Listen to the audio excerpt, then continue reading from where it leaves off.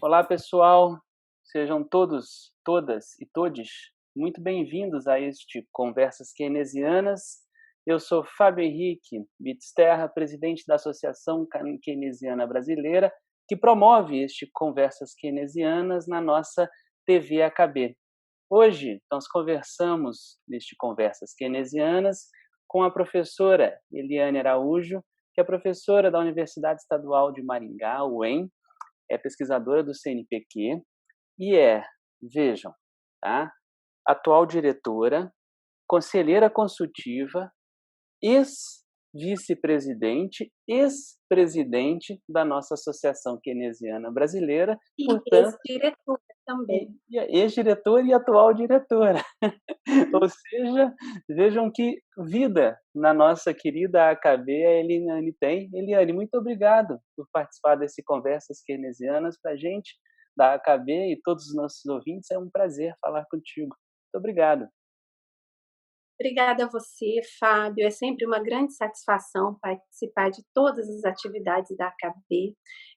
Eu estive como sócia fundadora da Associação Keynesiana no primeiro encontro em 2008 e desde então eu me sinto muito à vontade na AKB, inclusive nos cargos que eu ocupei e venho ocupando, né? A gente tem uma parceria grande, eu e o Fábio, de trabalho pelo fortalecimento da instituição.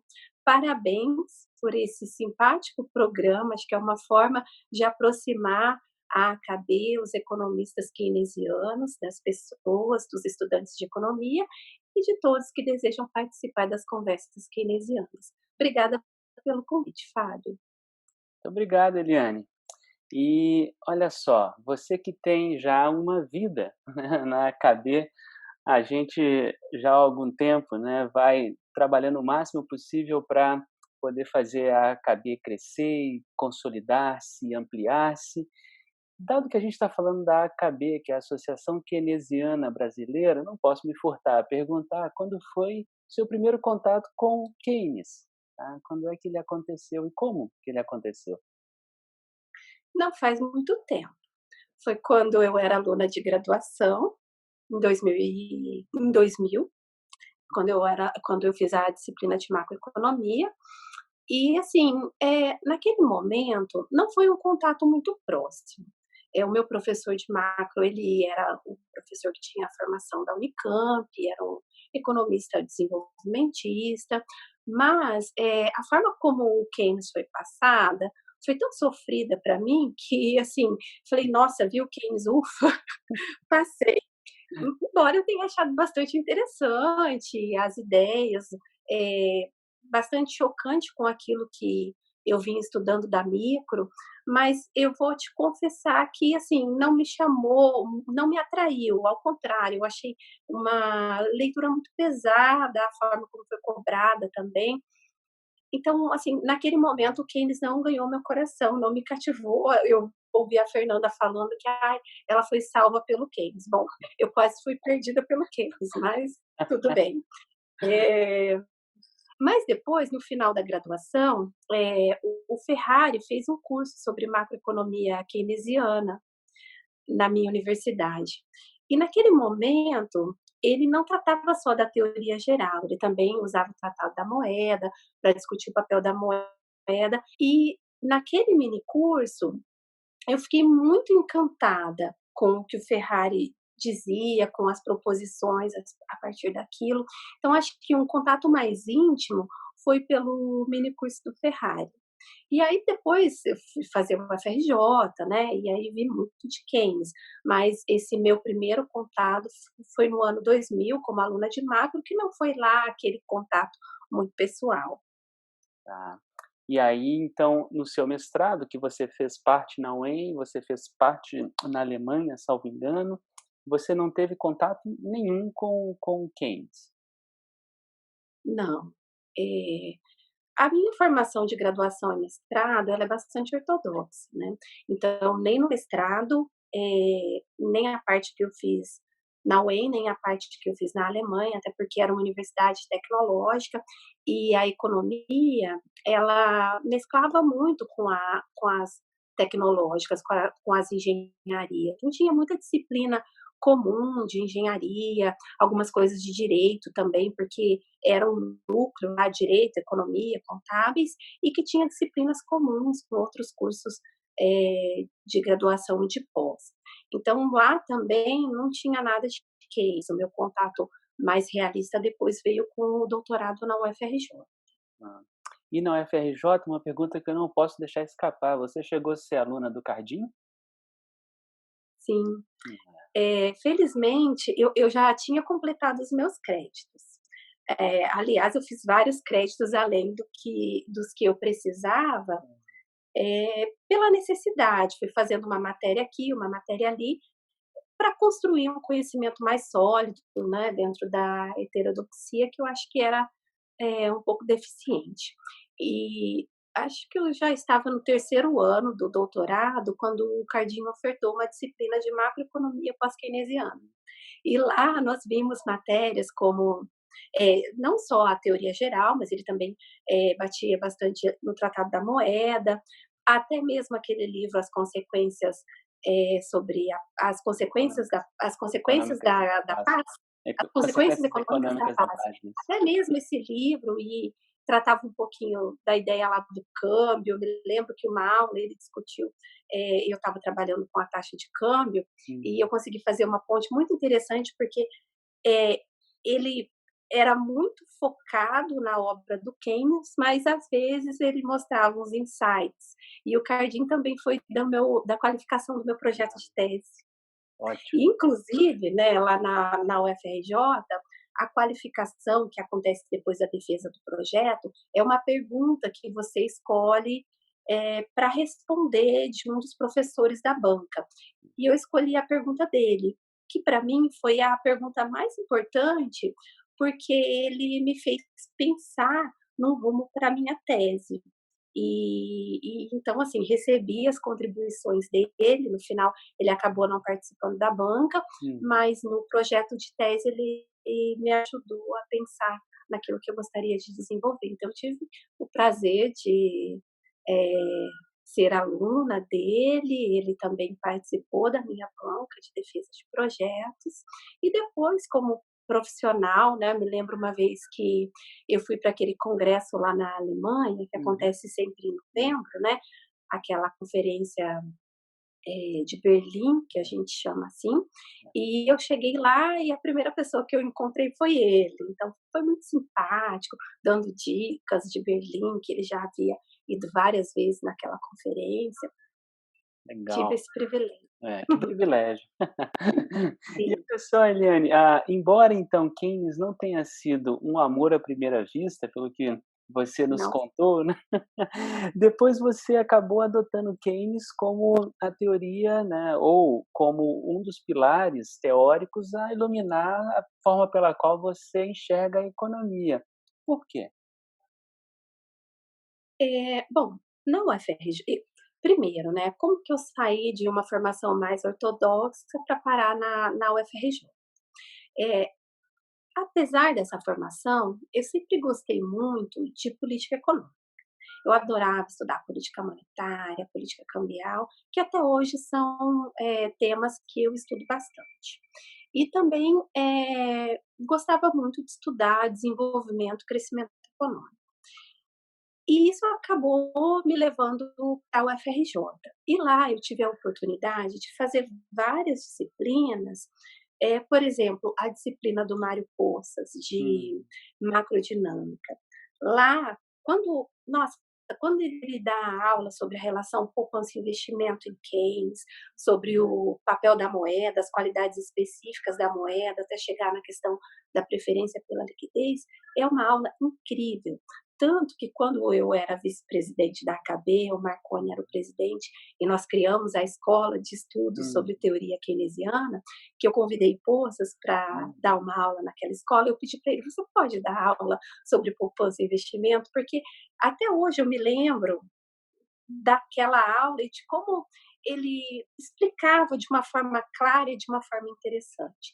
Então, para responder a sua pergunta, eu fiz várias disciplinas, eh, sobre Keynes, sobre os keynesianos, sobre crescimento, desenvolvimento, os estruturalistas, e tudo isso, né, todas as leituras que eu fiz, todas essas disciplinas, a própria tese que eu construí durante o meu doutorado, me fez escolher a teoria keynesiana como o meu norte, como a minha principal ferramenta, né, não só Keynes, mas os keynesianos e o que tem seguido, a partir dele. Ótimo, legal. Então, você teve privilégio de estudar, de ser aluna de 2 dos nossos patronos honorários, né, então, Mário Poças e o Cardinho, isso é realmente um privilégio. E olha só, Eliane, você nos últimos tempos, tá, dentre as suas várias contribuições, você tem tocado muito uma agenda de pesquisa sobre a desindustrialização. No momento em que a gente grava essa conversa keynesiana, né, esse junho de 2020, a gente vive no Brasil, tá, o platô, o pico da contaminação pela Covid, né, 19, pelo novo coronavírus. De que forma a desindustrialização brasileira nos atrapalha no enfrentamento dessa pandemia que tanto nos acomete nesse instante? Bom, quando nós analisamos, né, a trajetória da indústria no Brasil, nós observamos que já há muito tempo a participação da indústria tem declinado em relação ao PIB. Que esse é um processo comum para países desenvolvidos, mas que no caso do Brasil é um processo um tanto quanto prematuro, porque o país acaba se especializando, um nível de renda per capita ainda bastante baixo, sem explorar as suas diversas capacidades. Então, nesse momento, né, em que a gente está muito preocupada com as questões da saúde, se existem leitos hospitalares, se existem testes, se existe vacina, respiradores, o foco seria a indústria da saúde, né, e a indústria de equipamentos ligados à saúde. Quando a gente olha para essa indústria especificamente, ela também há muito tempo tem deixado a desejar em termos das demandas de saúde dos brasileiros. Quando nós olhamos o que essa indústria produz, o que ela exporta e o que ela importa, a gente observa um déficit bastante importante. Ou seja, já há muito tempo a indústria de saúde ela é deficitária e essa pandemia só escancarou uma fragilidade que já é um pouco antiga. E nesse momento, gera uma preocupação muito grande, porque tem a ver com a vida das pessoas, né, nós não temos respiradores, por exemplo. Ah, E até no começo, acho que agora a situação ela, deve estar um pouco mais normalizada, mas a compra de respiradores no começo se mostrou uma questão muito complicada, né, porque mesmo o país tendo recursos para comprar um equipamento fundamental no tratamento dessa doença, mesmo assim ele não conseguia. Por quê? Porque o comércio era a venda desses produtos era 90% dominada pela China. E quando a gente faz um mapa da indústria, se a gente coloca eh, a indústria no mapa do mundo, a gente observa que nos últimos anos ela tem migrado para a China, para a Ásia, e agora essa dominância, né, na venda de respiradores por parte da China é um movimento que já estava acontecendo e que muitas economias já estão repensando isso, né? Eu até li uma reportagem recentemente da Europa, dos Estados Unidos, eles estão muito preocupados com essa questão e que agora a ideia é tentar pensar na indústria local. tá. E olha só, a gente industrializou entre 1930 até 1970 com o segundo PND, então 79, a gente fica estagnado nos anos 80, tá? Depois vem 1994, em que a gente tem um choque, a desindustrialização então começa de uma forma muito intensificada, e a gente hoje tem a indústria respondendo talvez por 10% da geração de valor nesse país. A gente demorou muito para industrializar, a gente desindustrializou muito rápido e a pergunta que eu faço é: a gente consegue reindustrializar, tá, rapidamente? É, isso. Bom, a minha resposta é não, porque se a gente olhar para a história da economia brasileira, né, o nosso processo de substituição de importações começa na década de 30, Isso. na década de 30, e a gente vai ter o auge da indústria na década de 80, que é quando nós colhemos os resultados do segundo PNB. Então, foram vários anos com uma tentativa de consolidar a indústria nacional, ainda que não seja uma indústria tão sofisticada, aquela que foi criada, né, e que a gente colhe os resultados na década de 80, mas foram vários anos na tentativa de consolidar essa industrialização. E agora, nos últimos anos, quando a gente olha, né, essa parcela da indústria no PIB, você mesmo mencionou, ela agora está por volta de 10% do PIB, né? Então, você reverter esse processo é muito complicado, né? E também nós estamos vivendo um momento que não basta você reindustrializar a economia com aquela indústria que se tinha. Nós estamos num momento que é necessário pensar numa nova industrialização, na indústria 4.0, que a maioria dos países já estão se movendo para isso, né? Então, é uma nova indústria e que isso depende de políticas industriais, políticas de inovação, ciência e tecnologia. Agora mesmo eu estou fazendo um artigo, estou terminando para o blog A Terceira Margem. Eu fiz um primeiro artigo falando de como a indústria, ela essas fragilidades industriais, elas têm se mostrado bastante problemáticas para o enfrentamento dessa pandemia. E agora um segundo artigo que eu estou fazendo em parceria com o Samuel Pérez, sobre a questão da inovação, né? Como essa falta de inovação, essa falta de apoio à ciência e tecnologia também tem se mostrado um impasse para o enfrentamento dessa atual crise sanitária. Ou seja, a gente tem um caminho doloroso pela frente, né, porque não vai ser Não é fácil. feito da noite para o É, dia, né? é, porque a gente vai ter que reconstruir um parque industrial, mas antes de fazer isso, ou durante pelo menos, né, enquanto o avião está voando, a gente vai ter que corrigi-lo para chegar no catching up do que é o padrão de produção do mundo hoje, a coisa 4.0 já quase indo para o 5, né, e a gente talvez sem nada aqui, né. Então isso é uma dor. E, aproveitando esse papo, vamos estender um pouco mais o assunto, né. Sonhar faz sempre bem, a gente precisa de vez em quando criar um campo da fantasia para a gente poder, aturar o dia a dia de uma maneira melhor, é por isso que a gente gosta de filmes, é por isso que a gente gosta de livros, né, então vamos fantasiar que a gente tivesse em outro governo, né, então vamos sacar daí esse governo que a gente, supostamente dizem por aí que a gente tem. E eu vou te pensar e vou te colocar lá nesse fantasioso governo, um governo, de verdade, empenhado e tudo mais. O que você faria se esse tal governo existisse, se a gente estivesse com ele enfrentando a situação que a gente enfrenta neste junho de 2020? Quais seriam suas principais ações enquanto uma autoridade econômica? Quem dera se eu pudesse ter essas ferramentas de mudança. Bom, primeiro, né, eu vou te dizer que se fosse nesse momento, né, eu sou muito sensível ao que está acontecendo com a saúde das pessoas, tantas pessoas estão morrendo. Então, eu acho que é o momento da economia ajudar a saúde. Então, se fosse nesse momento, né, não nesse governo, claro, mas o que mais a economia pode fazer para ajudar a saúde?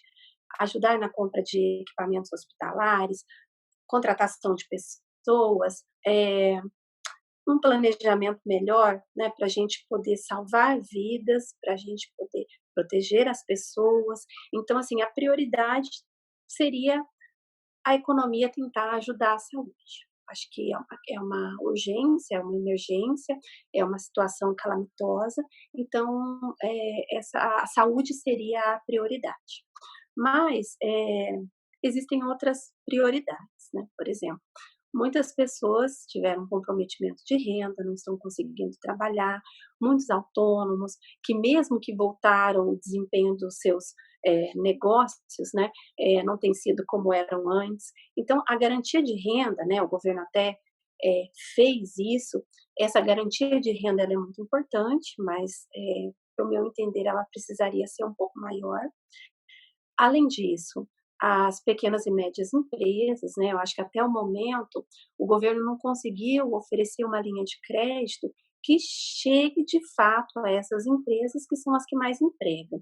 Quando a gente olha, né, o pacote brasileiro para combate ao coronavírus, a parcela de crédito é muito pequena. Então esse crédito, ele não está conseguindo chegar nas empresas, e que eu acho que é fundamental. De curto prazo, saúde, renda e o financiamento das empresas. É claro que eu não tenho a ilusão de que, isso não vai ter um custo, vai ter um custo, isso precisa ser financiado, que seja via emissão de moeda, que seja via endividamento, mas os recursos precisam ser gerados para esse momento calamitoso. Além disso, né, o que a gente faz no curto prazo, a gente acaba colhendo no longo prazo. O longo prazo são as somatórias dos curtos prazos, né. Então, um planejamento de prazo também cai bem. E daí, o fortalecimento do Estado, fortalecimento da indústria, incentivo à inovação, ciência, tecnologia, saúde, educação, todas essas são políticas fundamentais. Todo esse desprezo dos últimos anos, eh, em inovação, ciência, tecnologia, saúde, nós estamos colhendo agora, né, e justo no momento, num dos momentos mais frágeis da história da economia brasileira. Então, medidas de curto prazo para aliviar o que está acontecendo agora e medidas de longo prazo para um planejamento e para evitar que novamente se caia numa situação como essa que nós estamos vivendo. Você comentou, ah, na pergunta, tá na terceira pergunta que eu fiz, que você tinha recém lido, um artigo dizendo sobre o fechamento das economias pós-pandemia, uma coisa mais isolacionista. E aí eu queria explorar um pouco nesse sentido também. O que que você enxerga que talvez seja o mundo pós-pandemia, tá, em termos, pelo menos relativos ao que era antes da pandemia? Bom, eu imagino, e eu andei lendo alguns artigos nesse sentido, e é claro que não dá para pensar que após a pandemia a globalização vai acabar, que vai haver um movimento de desglobalização, como estão falando, né. Mas que esse momento é uma oportunidade para repensar várias coisas.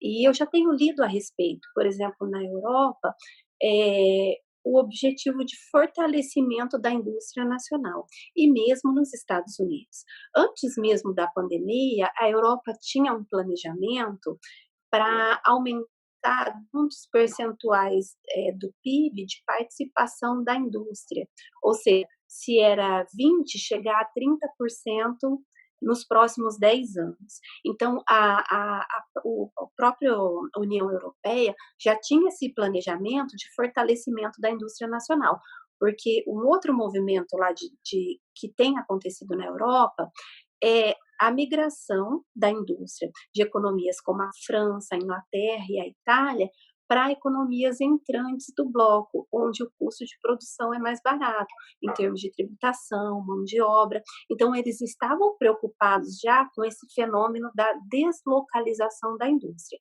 No nosso caso, no caso dos Estados Unidos, né, a gente fala muito, deslocalização para a China, mas dentro da Europa a gente também tem esse movimento. Então, já havia essa preocupação. E eu imagino que pós-pandemia, essa preocupação vai ser ainda maior, porque os países eles estão vendo como é problemático você ficar dependente de equipamentos, insumos tão importantes de um único país. Eu carrego uma visão muito parecida com a sua, tá, mas aqui a gente está para te ouvir, então eu vou deixar de lado as minhas posições e agora eu quero, saber de uma outra questão. tá?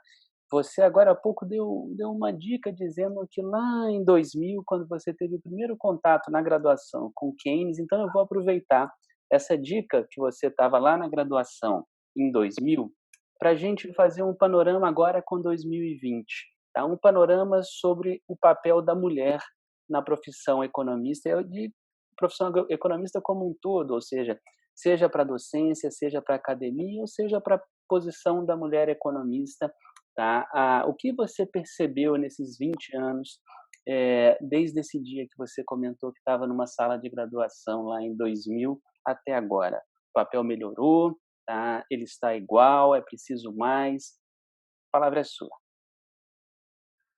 Bom, eu não estou generalizando, eu vou comentar algumas coisas que me chamavam a atenção. Como aluna de graduação, eu percebia que os professores, alguns, eles davam bastante voz para os meninos e menos para as meninas. E isso acabava deixando a gente até mais retraída, que foi o meu caso. Então, eu evitava falar porque eu já sabia que fulano, cicrano, eles já tinham a opinião deles e o professor gostava, então tinha um pouco disso quando eu estava na graduação. Depois eu fui percebendo que era enquanto eu estava na graduação, eu ainda não tinha muito essa leitura. E eu não tinha essa percepção de que, embora eu tivesse mais professores homens do que mulheres, eu não tinha essa percepção que era um universo tão masculino. Isso não me chamava a atenção. Mas depois no mestrado, no doutorado, aí eu observei que era, né? Em vários momentos, eu acho que eu tive que me esforçar muito mais que os meus colegas, homens, para ter o mesmo reconhecimento. Então, assim, eles trabalhavam, davam uma estudadinha ali e tal, e eu tinha estudado, sei lá, a semana toda para chegar no mesmo resultado que eles. E com o tempo, né, mesmo nas mulheres profissionais, por exemplo, quando eu fui presidente da ACABI, primeiro, deixa eu contar naquele encontro de Brasília, quando eu fui eleita a presidente da AB, uma economista chegou para mim e falou: "Nossa, a AB só tem homem por aqui. Eu estou achando que a AB está muito machista". Aí eu falei: "Não, eu acho que não, porque eu vou ser a próxima presidente da AB". Ela falou: "Jura?". Ela falou: "Que ótimo, que bom". Então, é claro que em vários momentos a economia ela tem mais homens que mulheres. Mesmo na KB, eu me lembro que uma vez nós 2 estávamos conversando, e você queria fazer um trabalho que fosse gender balance, metade mulher, metade homem. Mas aí a gente foi olhar as economistas profissionais que estavam associadas à KB, e a gente tinha poucas. E eu falei: "Fábio, será que a gente vai conseguir fazer isso?". Então, assim, eh, fa não tem tantas economistas profissionais. Na KB, né, que a gente é bastante aberto, mesmo assim não tem. E assim, pra gente que é mulher, também tem alguns desafios. Por exemplo, eu tô conversando com você, eu tô com o Enzo em casa. Então a gente tem um combinado, que é o meu filho de 7 anos, a gente tem um combinado que ele não vai poder sair do quarto nos próximos 40 minutos, e que quando eu terminar eu vou chamar ele. Então é muito difícil. E às vezes as pessoas me perguntam: "Nossa, mas você tem um filho pequeno, você sempre viaja para os congressos?". Eh, eu sempre viajo para os congressos, mesmo, com o nascimento do Enzo, né, eu não interrompi a minha carreira. Mas eu tenho a ajuda da minha mãe, eu tenho a ajuda da minha irmã, eu tenho a ajuda do meu marido, e se não fosse por eles, eu não faria, assim, um terço do que eu consigo fazer. Mas mesmo com a ajuda deles, qualquer viagem que eu faça, que seja no mesmo dia, eu tenho que deixar todo o planejamento, porque tem todo o cronograma do meu filho e que eu tenho que deixar todo organizado, passar para uma outra pessoa para eu continuar fazendo as minhas coisas. Então, assim, eu só mencionei isso porque para as mulheres, depois que a gente tem um filho, é muito difícil. Não é impossível. Eu não vejo que, depois que eu tive o meu filho, isso atrapalhou, ao contrário, eu acho que melhorou bastante, inclusive eu fiquei mais produtiva, porque eu sento e faço. Antes eu sentava, enrolava, enrolava, agora não, eu sento e faço, porque eu sei que aquele equilíbrio, entre aspas, que eu achava que tinha na vida, ele não existe mais. A qualquer momento ele pode ser interrompido, porque tem uma demanda do meu filho que eu tenho que atender. Então eu faço as minhas coisas já a toque de caixa.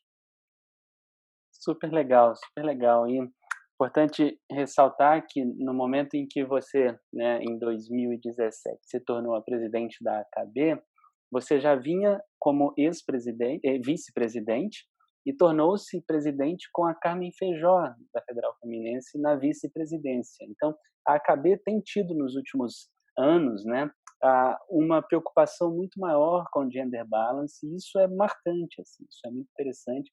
E é notável, toda vez que a gente olhar para a programação, que a gente olhar a comissão científica, olhar quem são os palestrantes convidados, sempre há uma preocupação muito grande no gender balance, né. Então, isso tem E muito felizmente a AKB tem poucas profissionais economistas, mas tem profissionais muito atuantes, que atuantes. trabalham muito.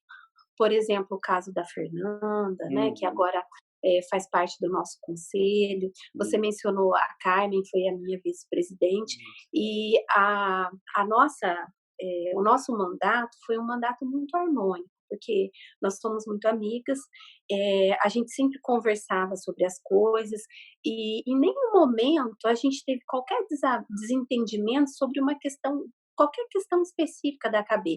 A gente concordava em tudo e juntas procurávamos a melhor solução. Então foi muito harmônico e foi muito prazeroso para a gente. E foi muito muito bom para a E eu acho AKB. muito importante isso que você está falando, Sim. de, eh, dar espaço, vamos Uhum. convidar, né, para participar mais das atividades. Nós temos poucas mulheres profissionais, vamos convidar, vamos tentar atrair. Eu acho que essas conversas keynesianas, elas podem ser muito frutíferas, Sim. assim como eu acho também que a escola, ela é muito frutífera no sentido de trazer os alunos da pós-graduação para conhecerem um pouco mais sobre a teoria keynesiana, os keynesianos, os economistas keynesianos, e é uma forma de atrair também profissionais, economistas para a cadeia, É, homens e mulheres, é isso mesmo. jovens. Eliane, olha só, a direção do programa vai me avisando que o nosso tempo vai se esgotando, então eu quero caminhar agora para 2 perguntinhas que sempre estarão aqui nas nossas conversas keynesianas, tá. A primeira pergunta é: qual é o seu atual ou quais são os seus atuais livro, tá, ou livros de cabeceira, de braço de sofá, de escrivaninha de estudo, de criado mudo, quais são? Tá ótimo. Bom, desde que nos últimos anos, grande parte da minha leitura é a leitura acadêmica, né, aqueles romances que eu lia. Eu não tenho mais muito tempo, porque, eu divido trabalho, criança, todas as coisas que eu faço várias coisas, inclusive, a minha participação na AKB, as pesquisas que eu desenvolvo. Então, eu tenho eu não tenho tanto tempo para ler como eu gostaria. E aquela leitura relaxante, prazerosa, não é uma coisa que eu consigo, fazer mais com tanta frequência, né. Então, grande parte da leitura que eu faço hoje em dia é voltado para a academia. Eu vou te responder os livros que eu estou lendo agora e alguns livros que, eu li nos últimos anos, recentemente, e bastante, tudo bem? Eh, não que estejam na minha cabeceira, porque, são livros que eu estou lendo para trabalhar, não estão na minha cabeceira não.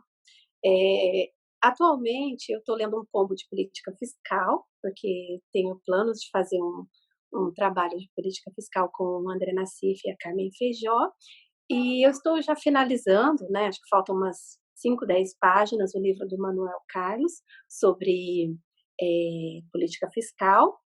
E, inclusive, eu já conhecia um pouco, porque ele apresentou um mini curso antes de publicar o livro na AKB, e também o mini curso da AKB na Ampec, ele discutiu essas questões. Mas a leitura do livro foi bastante interessante, porque ele faz toda uma discussão de experiências internacionais, de condução da política fiscal, a teoria econômica, que trata dessas questões e evidências empíricas. Então, é um livro muito interessante, que eu recomendo.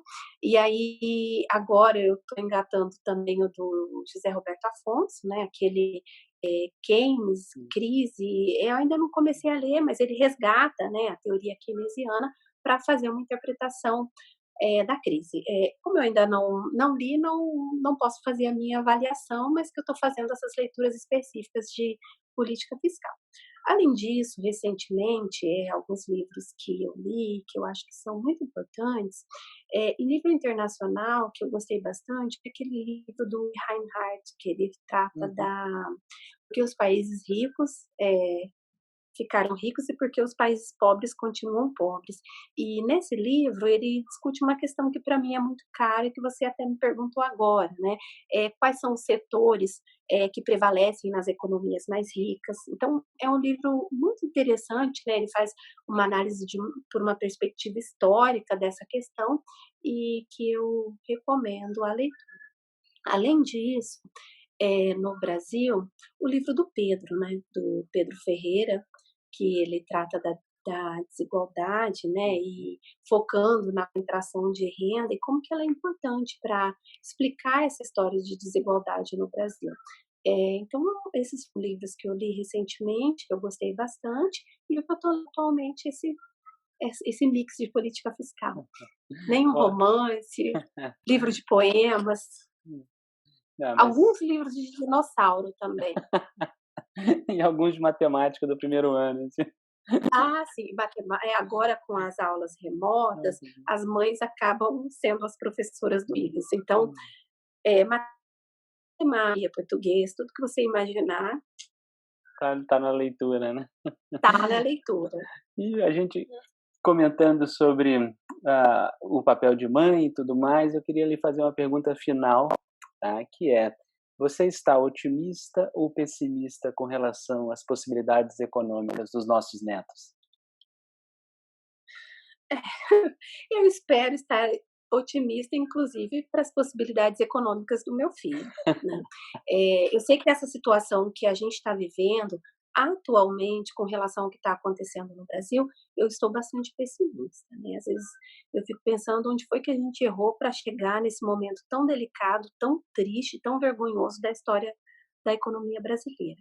Mas, por outro lado, né, tem aquele dizer que, eh as nossas as nossas dificuldades, né, elas têm que ser finitas, mas a nossa esperança ela tem que ser infinita. Então eu espero que a situação melhore pelo menos para a geração para a geração do Enzo, para daqui a alguns anos, e que essa crise, né, que vai implicar tantos problemas para o nosso país, econômico, social, financeiro, que ela sirva de lição para a gente repensar tudo isso que está acontecendo, né? E quem sabe engatar numa estratégia de desenvolvimento mais realista para a economia brasileira. Então, apesar de eu estar muito triste, muito desapontada com o que está acontecendo no Brasil, eu sou otimista e espero que, pelo menos nos próximos anos, a gente consiga, né, engatar nessa estratégia que as coisas melhorem no futuro próximo. Não só para os meus netos. Já um pouco antes disso, né, talvez Um pouco razoavelmente antes. antes. É, Um pouco antes, até mesmo para mim, né, que ainda é. sou relativamente jovem. Eliane, muito obrigado por essa conversa keynesiana, foi ótima. Te agradeço bastante e tenho certeza que todo mundo que nos ver, que nos ouvir, porque isso vai ficar na eternidade lá no YouTube, nos nossos podcasts que daqui uns dias virão, tá, vão adorar essa entrevista. Muito obrigado, te agradeço bastante, tá. Te deixo 30 segundos para uma mensagem final, a direção está falando aqui no ouvido, mas vai esperar um pouquinho. Obrigada, Fábio, parabéns pelo projeto, muito simpático, muito divertido, tenho certeza que essas conversas keynesianas vão fazer maior sucesso. E a minha mensagem final é que nós, economistas, temos um papel muito importante nesse momento para contribuir com o nosso país, seja com as nossas pesquisas, com as nossas conversas keynesianas, com os nossos, com as nossas lives, com os nossos cursos, com aquilo que a gente tem escrito. A gente tem um papel muito importante para ajudar a construir uma sociedade melhor. Usar todo o nosso esforço, toda a nossa dedicação, todo o nosso conhecimento para um momento tão importante no qual a economia ela pode ajudar tanto a resolução desse problema. Então, acho que o meu recado final seria isso. Vamos, economistas, trabalhar no sentido de buscar soluções, de tentar aprimorar a discussão de vários temas tão caros nesse momento. Acho que seria isso. Muito obrigado. Bela mensagem final. E este foi mais um Conversas Keynesianas. Obrigado a todos vocês, a todas vocês e a todos vocês que nos ouviram e nos assistiram. Tá? E conheçam a AKB. A AKB está, como Eliane disse, de portas abertas. Vocês podem ter contato com a AKB no nosso site www.associacão, porque não tem acento, então associacãokeynesianabrasileira.org. Entre lá, conheça mais sobre a Associação Keynesiana Brasileira e tenha certeza que todos e todas e todos vocês são muito bem-vindos, tá, à nossa associação. É isso, tá? O Conversas Keynesianas fica por aqui. Saudações keynesianas, saudações esperançosas e saudações industrialistas também, industrializantes. Um abraço. Isso. Tchau, tchau. Obrigada, Fábio. Um abraço. Obrigado, Eliane. Tchau, tchau.